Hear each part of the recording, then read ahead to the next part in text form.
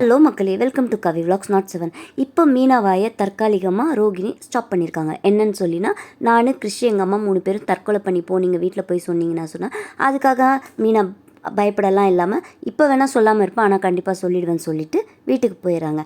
இதுக்கு நடுவில் முத்து என்ன பண்ணுறாரு, வழியில் ரோகிணியோட அம்மாவையும் கிறிஷையும் பார்த்ததால அவங்க நமக்கு தெரிஞ்சவங்களாச்சே, நீங்கள் இங்கே வந்திருக்கீங்க, எங்கள் வீட்டுக்கு வாங்கன்னு தீபாவளிக்கு இன்வைட் பண்ணி கூட்டிகிட்டு வந்துடுறாரு. இதுக்கு நடுவில் பார்த்தீங்கன்னா, ஊரில் இருக்கிறவங்க அந்த ரோகிணியோட சொந்த ஊரில் இருக்கிறவங்க பாட்டியை பார்க்க வீட்டுக்கு வரும்போது, இவ கல்யாணியாச்சே, இவ எப்படி இங்கே இருக்கா, அவங்க அம்மாவும் இங்கே இருக்காங்க, அவள் பையனும் இங்கே இருக்காங்க, ஒருவேளை செகண்ட் மேரேஜ் பண்ணிட்டாலோன்ற டவுட்லலாம் இருந்துட்டு பாட்டிக்கிட்ட கல்யாணியோட விஷயம், அதாவது ரோகிணியோட விஷயத்தை எல்லாத்தையும் சொல்லிடுறாங்க. இந்த அதிர்ச்சியில் மேபி பாட்டி இறக்கிறதுக்கு வாய்ப்பு இருக்குது, பாட்டியோட கேரக்டர் இதுலேருந்து கட் ஆகிறதுக்கு வாய்ப்பு இருக்குது.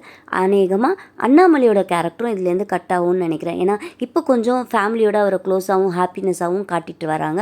மேபி அவரையும் கேரக்டர்லேருந்து ரிலீஸ் பண்ண போகிறாங்கன்னு நினைக்கிறேன். இது எதில் கொண்டு போய் முடியும் தெரியல. ஆனால் இப்போ வரைக்கும் ரோகிணியை வீட்டில் யாரும் மாட்ட வைக்கல. நாளைக்கு வர எபிசோடை பார்த்தா தான் சாட்டர்டே என்ன வருது, மண்டே என்ன வருதுன்னு தெரியும். எனக்கு தெரிஞ்சு இப்போதைக்கு வீட்டில் மாட்ட மாட்டாங்க. பட் இதை வச்சு அவங்க என்ன ப்ளே பண்ண போகிறாங்கன்றது தெரியல.